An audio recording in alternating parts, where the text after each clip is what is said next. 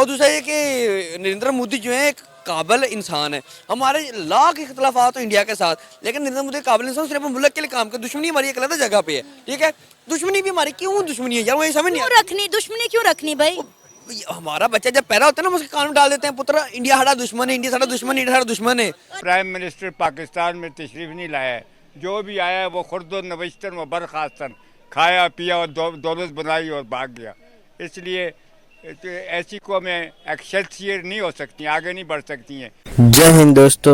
نریندر مودی ایک قابل انسان ہے. وہ انڈیا کو کہاں سے لے کے کہاں گیا ہے, اور ہمارے پاکستان میں جب سے بچہ پیدا ہوتا ہے تب سے یہی سکھا جاتا ہے کہ انڈیا ہمارا دشمن ہے, انڈیا ہمارا دشمن ملک ہے. اور آگے بتاتا ہے کہ پاکستان جب سے بنا ہے آج تک وہ جو بھی حکمران آیا ہے انہوں نے کھایا پیا اور سب لے کے نکل گیا ہے, اس لیے پاکستان کی یہ حالت بنی ہے. آگے کیا کہتے ہیں اس بات پہ, وہاں کے لوگ بنے رہے ان ویڈیو میں. منی پاکستان کے سینئر صحافی روف کلاسرا نے ایک سٹیٹمنٹ دی ہے. انہوں نے انڈیا کے پرائم منسٹر نریندر مودی کی تعریف کرتے ہوئے کہا ہے کہ پاکستان کے 10 پرائم منسٹرز ایک طرف اور انڈیا کا ایک پرائم منسٹر نریندر مودی ایک طرف.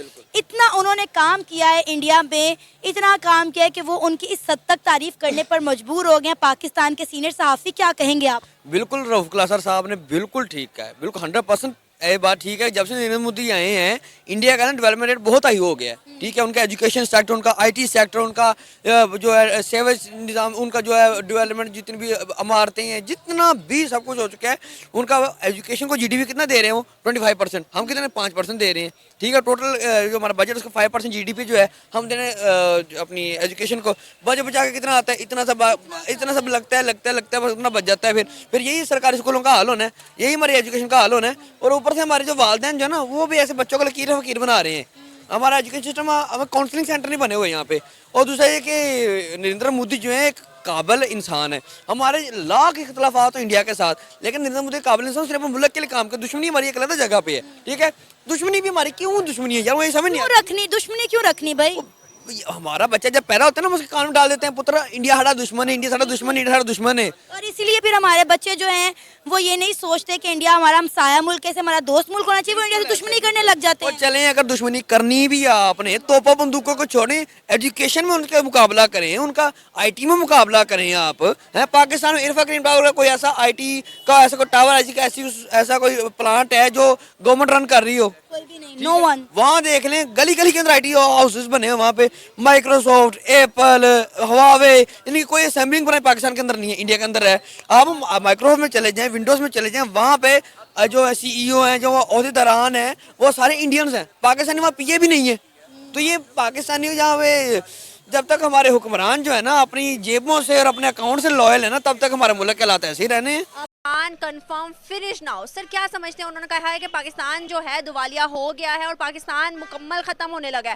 سر کیا سمجھتے ہیں, ہمارے ڈیفنس منسٹر نے یہ کہا ہے. میں آپ سے یہ ریکویسٹ کرتا ہوں, 1947 میں پاکستان عالم وجود میں ہے, اس سے لے کر اس وقت تک کوئی مطلب آنیسٹ پرائم منسٹر پاکستان میں تشریف نہیں لایا ہے. جو بھی آیا ہے وہ خرد و نوشتن و برخاستن, کھایا پیا اور دولت بنائی اور بھاگ گیا. اس لیے ایسی قومیں ایکسلسیئر نہیں ہو سکتی, آگے نہیں بڑھ سکتی ہیں. جن کے ارادے پختہ نہ ہو, جن کی نظر خدا پر نہ ہو, پلاتوں موجوں سے وہ گھبرایا نہیں کرتے. پاکستان اس وقت نازک دور میں گزر رہا ہے.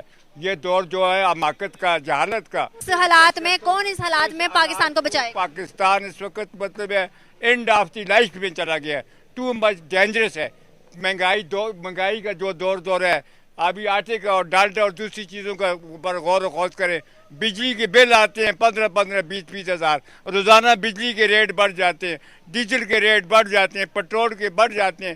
یہ کیسی مسلمانی؟ اللہ نے واضح قرآن میں فرمایا ہے, لا یرحم اللہ من لا یرحم الناس. جو لوگوں پر رحم نہیں کرتا, اللہ اس پر بھی رحم نہیں کرتا. اس لیے جتنے حاکم بھی ہیں یہ اپنی کرسیوں پر بیٹھے ہوئے ہیں, ان کو آپس میں کشمکش شروع ہے. یہ مسلمانی ہے, کسی کو کسی پر کوئی فضیل حالت نہیں. عالمی مسلم واریکل, تمام مسلمان اب آپس میں برابر ہیں. کل مومن اخوت, کسی کا مزاج نہیں ہے کسی پر زبردستی کرنے.